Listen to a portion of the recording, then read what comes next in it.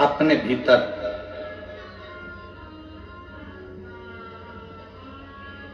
ये भी स्मरण रखो कि हमारी जिंदगी कितनी है, हमारा जीवन कितना है, हमें भजन कितना करना है। संताप और संपत्ति दो हैं। पहले नंबर पर क्या है? संताप, दुख, तकलीफ, कष्ट। पहले नंबर पर है संताप। जम के बोलो, क्या है? संताप। दूसरे नंबर पर है संपत्ति। संपत्ति तो जानते हो ना? संपत्ति मतलब अपना धन दौलत, अपनी प्रॉपर्टी, अपनी जायदाद, अपनी जमीन, अपनी दुकान, अपना बंगला, अपनी फैक्ट्री, अपना गाड़ी, ये सब संपत्ति है।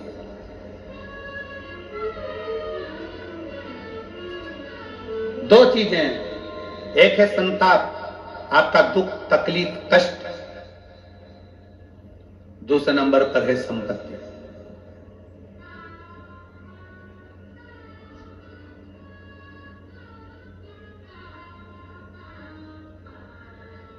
संपत्ति खींचने वाले बहुत मिलेंगे आपको, बहुत।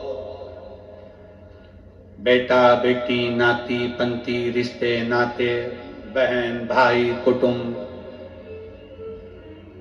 मामा मासा, ये वो, फूफा फूफी, ये सब संपत्ति खींचने वाले। दोस्त मित्र, रिश्तेदार, नातेदार, ये सब संपत्ति खींचने वाले। कोई आपका संताप खींचने वाला होगा जो आपका दुख ले ले, आपकी तकलीफ ले ले, आपका कष्ट ले ले, आपकी बीमारी ले ले, आपके जीवन का सारा तकलीफ, आपके जीवन का सारा दुख, आपके जीवन का सारा कष्ट कोई ले ले? है कोई ऐसा? जम के बोलो जरा। नहीं। संसार में, परिवार में, कुटुंब में, रिश्तों में, नातों में कोई ऐसा नहीं है जो तुम्हारा संताप लेगा। रिश्तों में, नातों में, कुटुंब में सब ऐसे मिलेंगे जो तुम्हारी संपत्ति लेंगे।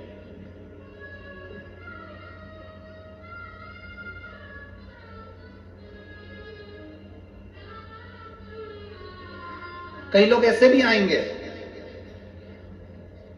आप छत्तीसगढ़िया, सबले बढ़िया। छत्तीसगढ़ के जितने मेरी बहन हैं, जितनी मेरे जीजा हैं, बहुत सरल, बहुत सीधे, बहुत सीधे। आपकी सहजता ही आपकी परमात्मा की भक्ति है।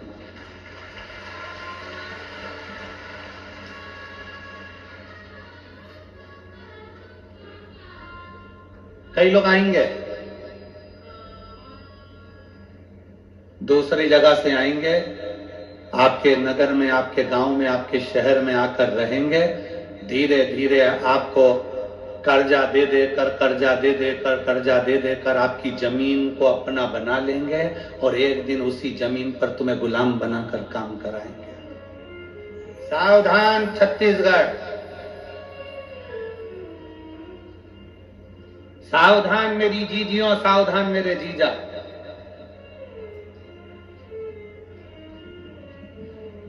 छत्तीसगढ़ के इस पवित्र मां कौशल्या की भूमि में जितने भी छत्तीसगढ़िया रहते थे वो सब भगवान की भक्ति करने वाले रहते थे। यहाँ छत्तीसगढ़ में लोग पहले ज्यादा मदिरा का नशा, दारू का नशा नहीं करते थे।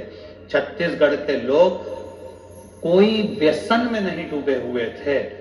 इनको जान कर करके लोग इनकी प्रॉपर्टी, इनकी जमीन, इनका घर, इनका गांव अपना बनाने के चक्कर में धीरे धीरे आपको व्यसन में डुबाना और व्यसन में डुबाकर धीरे धीरे आपकी जमीन को अपना खुद का बना लेना और बाद में आपको गुलाम बनाकर पटक देना और दर दर जाकर आप काम करना। बस यही जीवन इन्होंने करा। सावधान हो जाइए।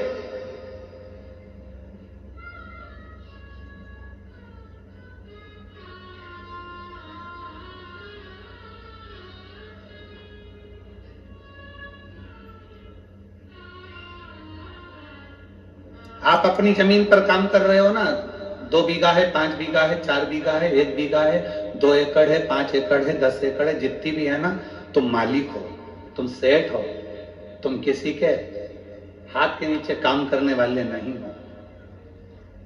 अपनी जमीन की कीमत समझो।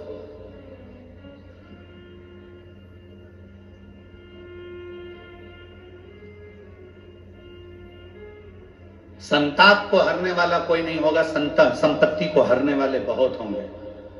तुम्हारे मुख पर मीठा बनकर तुम्हारी संपत्ति को छुड़ा लेंगे। संपत्ति जो खींचते हैं, जो संपत्ति को अपना बना लेते हैं तुम्हारी, उसको गुंडा कहते हैं, उसको गुंडा कहते हैं, बदमाश कहते हैं।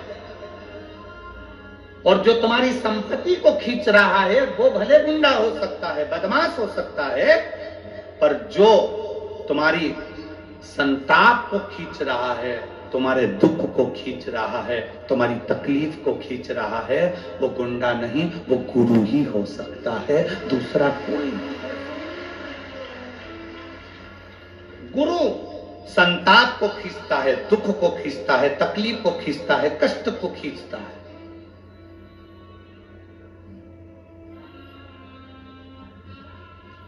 गुंडे बदमाश जो होते हैं, जिनकी बुद्धि में ये है कि ये जमीन में कबाड़ लूं, ये इससे घर ले लूं, इससे मकान ले लूं, इसको रोड पे खड़ा कर दूं, ये संपत्ति को खींचते हैं। परिवार कितना सुंदर शिव महापुराण की कथा में लिखा है। जरा गणेश जी और कार्तिकेय का चरित्र पढ़िएगा। गणेश जी और कार्तिकेय का चरित्र मैं पूरे आस्था चैनल पर श्रवण करने वाले श्रोताओं को, जितने भी इस पवित्र कथा का प्रागण्य में कथा सुन रहे हैं उनको, और फेसबुक यूट्यूब पर कथा सुन रहे हैं उनसे भी कहूंगा, गणेश और कार्तिकेय के चरित्र को पढ़िएगा।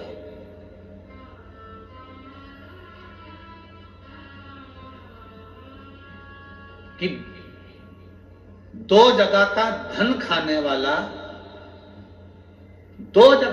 खाने वाला अपने शरीर के रोग से कभी नहीं छूटता, चाहे वो इल्ली बने, जीव बने, जलचर बने, थलचर बने, वायुचर बने, चाहे मनुष्य बने। 2 जगह का धन खाने वाला। पहला, अपने भाई की संपत्ति। दूसरा, अपने गुरु की या अपने भगवान के मंदिर की संपत्ति। एक भाई की संपत्ति खाने वाला, एक गुरु या परमात्मा की संपत्ति खाने वाला कभी जिंदगी में सफल नहीं हो सकता। वो तड़प तड़प कर ही जाता है। उसके शरीर में कष्ट, उसके शरीर में रोग, उसके शरीर में बीमारी आती ही है। शरणानंद, कार्तिक और गणेश जी का सुंदर चरित्र शिव महापुराण में वर्णन आता है।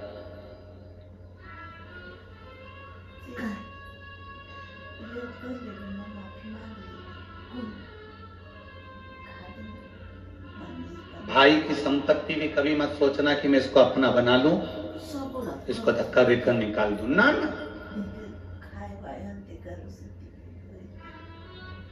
तेरी है, ये घर में, ये दुकान में, ये प्रॉपर्टी में तेरा हिस्सा है, ये तेरा भाग है। मेरी किस्मत का मुझे बाबा और देगा, तेरी किस्मत का तू रख, तुझे भी बाबा और देगा।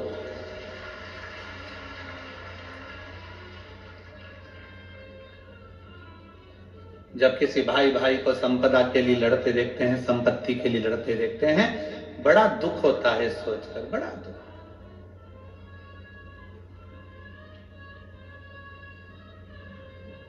कई लोगों को खुशी भी होती है देखकर कि भाई भाई लड़ रहे हैं, परिवार वाले लड़ रहे हैं, कुटुंब वाले लड़ रहे हैं, ये रिश्तेदार नातेदार लड़ रहे हैं, अच्छा है, लड़ने दो, कम से कम इनको बर्बाद होने दो।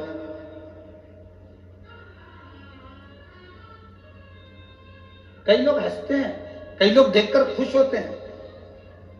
पर आस्था चैनल के माध्यम से सभी श्रोता भाई बहनों से निवेदन करूंगा कि भाई की संपत्ति, गुरु की संपत्ति और मंदिर की संपत्ति कभी जिंदगी में सफलता नहीं देती है, कभी नहीं। छोड़ो, रखो।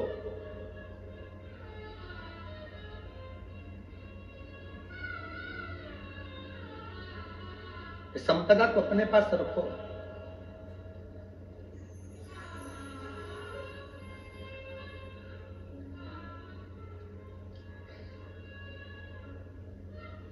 अभी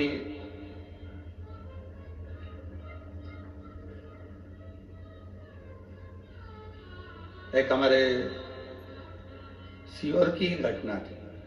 हम अभी जब सीहोर गए रायपुर से तो बताया कि सीहोर कुबेरेश्वर धाम से विठले सेवा समिति कई बच्चों की पढ़ाई का खर्चा उठाती है, उनका एजुकेशन कराती है। आप लोग जो ये दान देते हो ना, इस दान को आप लोगों ने दिया है तो एक बार जाकर कुबेरेश्वर धाम पर देखा भी करा करो कि तुमने जो दान दिया वो कहां कहां लगा। समिति, कई बच्चे ऐसे हैं जिनको पढ़ना है, पढ़ने के लिए पैसा नहीं होता। तो एक अभी हम रायपुर से जब सीहोर गए तो बताया कि एक बेटी आई थी, कॉलेज पढ़ती है, उसको एग्जाम देना चाहती है, कॉलेज की फीस बहुत है, उसने एडमिशन ले लिया क्योंकि उसका परिवार पूरा साथ में रहता था। उसके चाचा, उसके पापा सब साथ में रहते थे, उसके ताऊ सब साथ में रहते थे। एडमिशन हो गया, पढ़ाई के लिए उसने फीस जमा करना थी उसको, और इतने में कुछ दिन पहले ही आपस में वो सब लड़ झगड़ के अलग हो गए और पिताजी भी किसी कारणवश उसी टेंशन में समाप्त हो। अब उस बेटी का कोई फीस जमा करने वाला। हमने उस बेटी को बुलाया, उसकी माताजी भी आई। हमने पूछा कि बेटा, ये आपका इतना बड़ा परिवार है, आप इतने बड़े परिवार में रहती हो और आपकी फीस क्या परिवार वाले जमा नहीं कर रहे? नहीं, उनने तो घर भी पापा से मरने के 15 दिन पहले सिग्नेचर करवा के रख ली। हमने कहा तुम्हारी बाजार में दुकान है वो, तो वो भी रख लिया, हमको निकाल दिया। हमने कहा कोई बात। हमने कहा बेटा शिवजी के मंदिर जाती हो? हाँ। उनकी माता जी से पूछा, जीजी आप जाती हो? हाँ। तो हमने कहा टेंशन मत लेना, उनने कलम का लिखा अपना कर लिया, अब तुम कर्म का लिखा अपना बनाना, शिव की आराधना करो। फिर धाम से कॉलेज में फोन किया गया कि ये लड़की है, ये बेटी है, इसका फीस जमा होना है, कितने कितना बचा है। तब वो फीस की लिस्ट कॉलेज से धाम बुलवाई गई, फिर उसका फीस जमा करी। किसी का धन, किसी की संपदा, किसी का भाई की दौलत, भाई की संपदा, मंदिर की संपदा और गुरु की संपदा कभी अपनी नहीं बनेगी। वो कष्ट देते।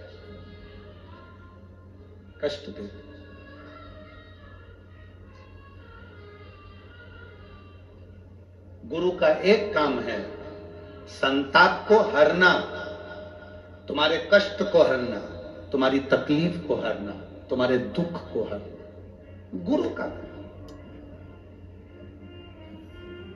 शिव क्या करते हैं?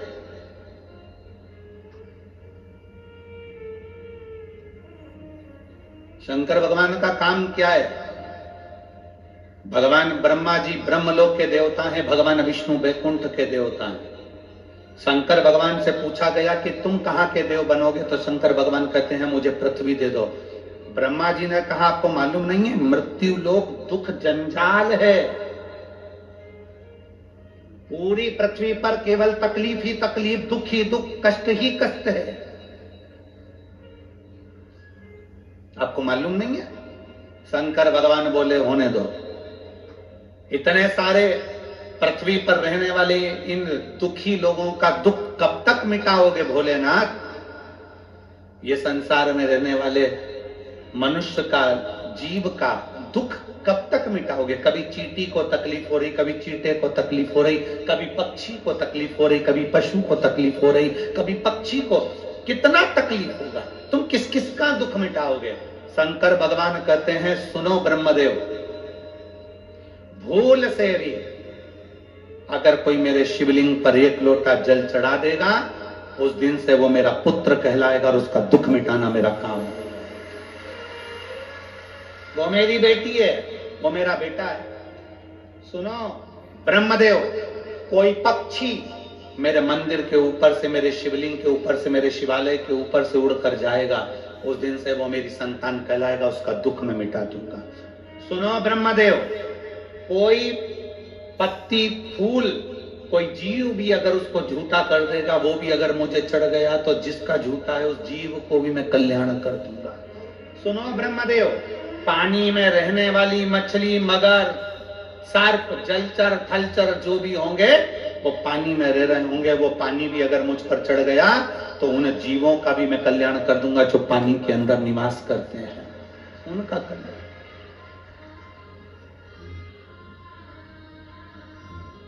शिव उघड़ी है।